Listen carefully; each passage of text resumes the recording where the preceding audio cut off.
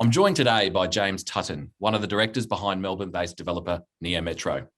Blending design consciousness with social impact, Neometro's ethos is to enhance everyday life through the places and communities they develop.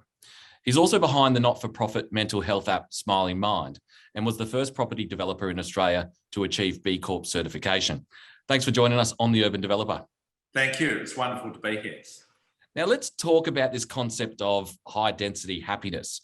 As a property developer currently in lockdown in Melbourne, what is this term and why does it matter?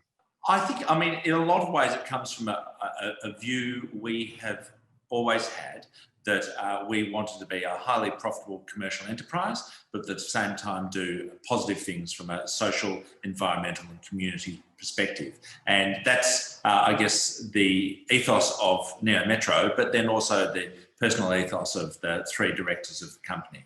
And we very much saw opportunities to design and build particularly apartment buildings which supported better health, and not just from a mental health perspective, but in terms of physical health. And I don't think there are any silver bullets in that regard. Rather, there are small little tweaks which you can make, from acoustic treatment, lighting, which gives, obviously a sense of security to people, walkability, important to physical and mental health, etc., etc. So all of these things we try to look at when we're doing a project.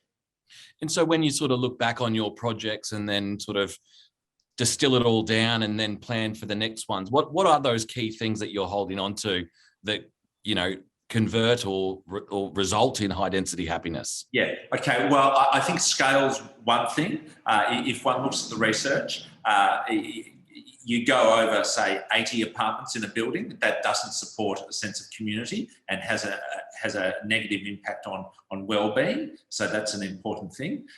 Design quality and amenity, and to a certain extent in Victoria recently, or not that recently, the kind of bar has been lifted from a compliance perspective. We like to go above and beyond that bar. That's a really important thing. So light, airflow, etc., etc. We also look at our buildings not just from the perspectives of the inhabitants, be they owner-occupiers or renters, but from a general, what is it doing to the streetscape perspective? And I guess that's a kind of funny way to look at the kind of well-being of a city, except if you imagine a city with very low quality housing, apartment stock, and you're walking down the street and seeing low quality design and architecture, that doesn't make for a positive experience of the city. Whereas if we can, bit by bit, contribute architectural, long, well-maintained quality buildings, that has an impact on the city. And we'd like to think that we're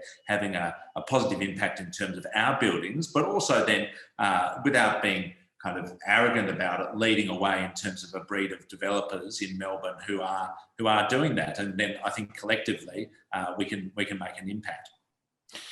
Now, Neometro was the first property developer we understand to achieve BCorp certification in Australia. Yeah. What is BCorp certification?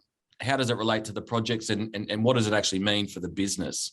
BCorp is a US-based certification process for for-profit businesses, and effectively it's about redefining success to be about financial and non-financial outcomes. And it's certified, so by that you apply. You need to provide a whole series of documentation, and it works on a kind of point system.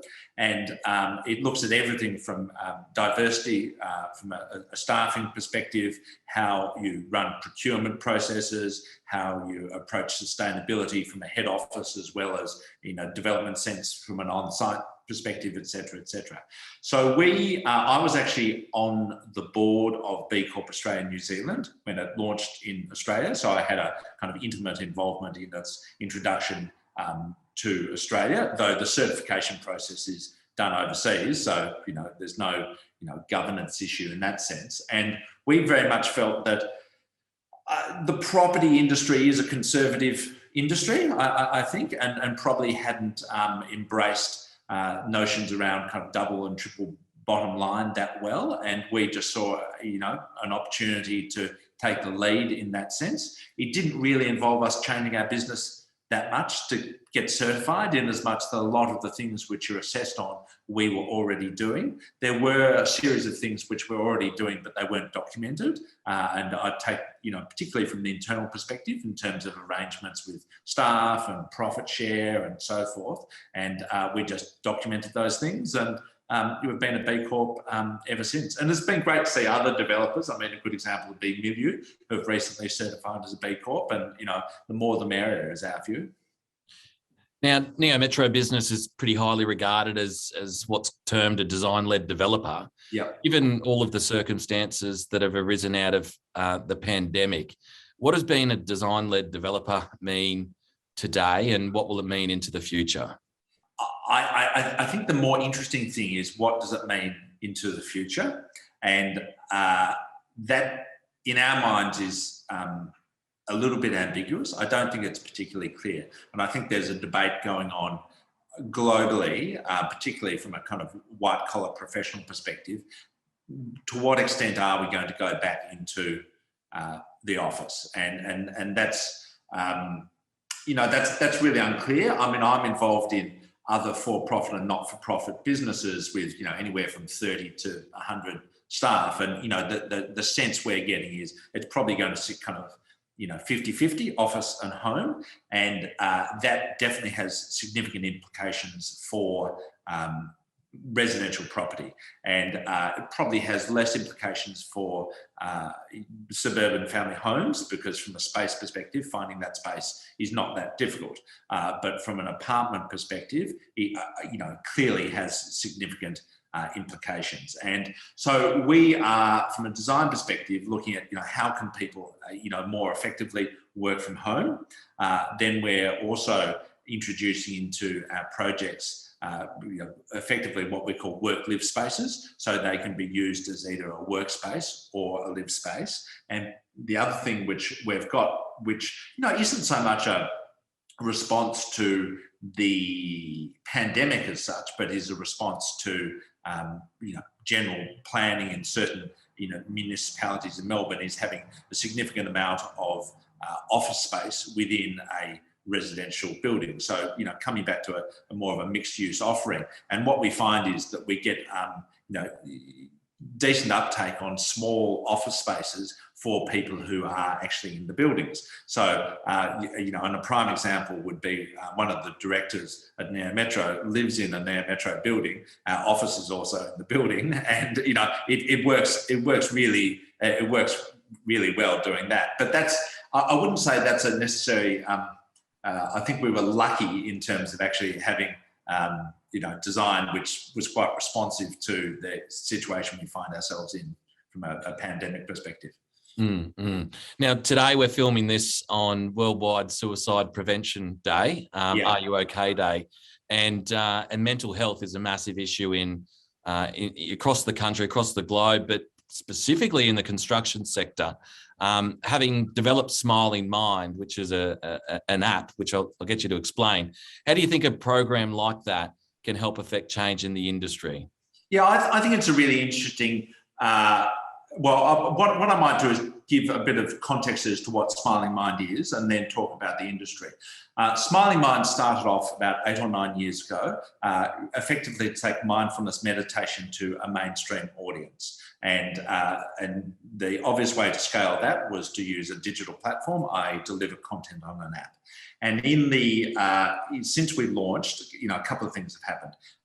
The uptake is, huge. I think we've got something in the vicinity of 7-8 million downloads of the app now. It's utilised in the majority of educational environments in Australia. We have workplace programs we've developed with IBM, and so it's really scaled up. It's also evolved from simply being a mindfulness meditation program to having, other modalities and, for want of a better expression, techniques to help support good mental health. Everything we do, though, is preventative. So we're not, it's not a response to someone having a mental health crisis. Rather, it's trying to support ongoing good mental health and providing the tools to do that. And, Smiling Mind's a really interesting thing. It's what I call a kind of medium-sized not-for-profit now. It's got a CEO, COO, a board, a tech team, a product team, fundraising team, etc., etc. So it's still super nimble, but it's come a long way. Now, then looking specifically at the property industry, I think it's quite challenging because if one looks at the construction industry, it's male dominated.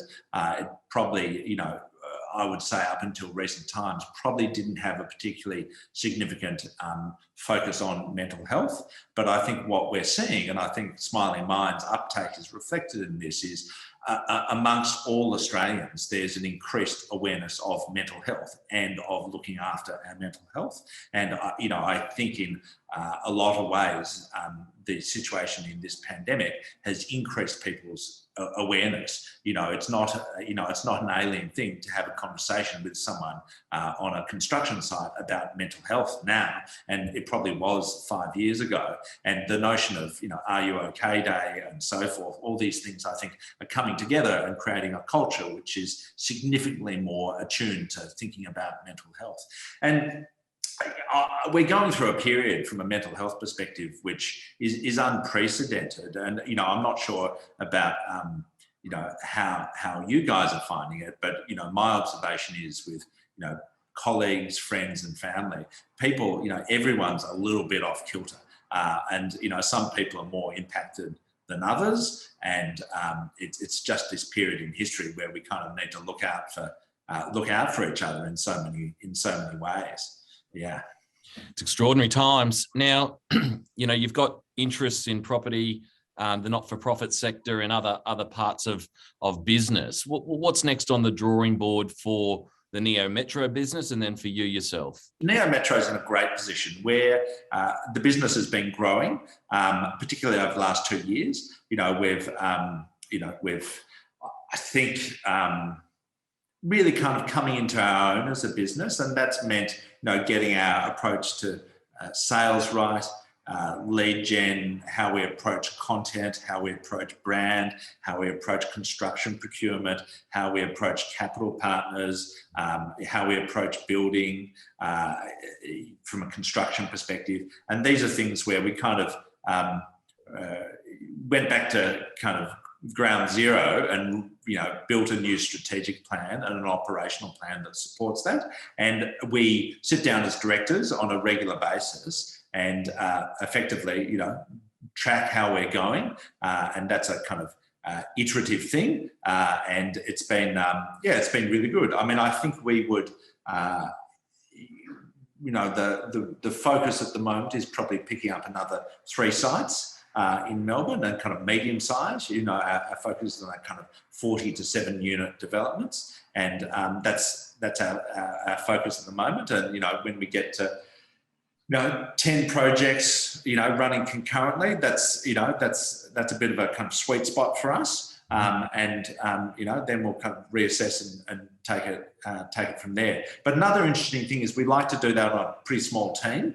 Like we're committed to not having too many people in the office, and that's which is a strange thing to say in a pandemic because no one's really in the office. But that's really important to us, and there's a culture which is important to us. I mean, we want to work with people externally, but also internally on the team who share our values, not only from a design perspective, but from a more kind of humanistic perspective in terms of what we value and what's important to us. So we're not kind of, I think a lot of the development industry culturally is about, celebration of luxury, celebration of wealth, et cetera, et cetera. I think we're the kind of, we're the kind of lefties of the industry to a certain extent. We're obviously commercially successful, but, at the same time, we're not, none of us want to, be too showy in terms of how we approach things. It's just not us. Yeah. Well, it's obviously working for you guys. So congratulations on that, and well done on your leadership in respect to mental health and other parts of the industry. James, thanks for your time. Thank you, Adam. Cheers.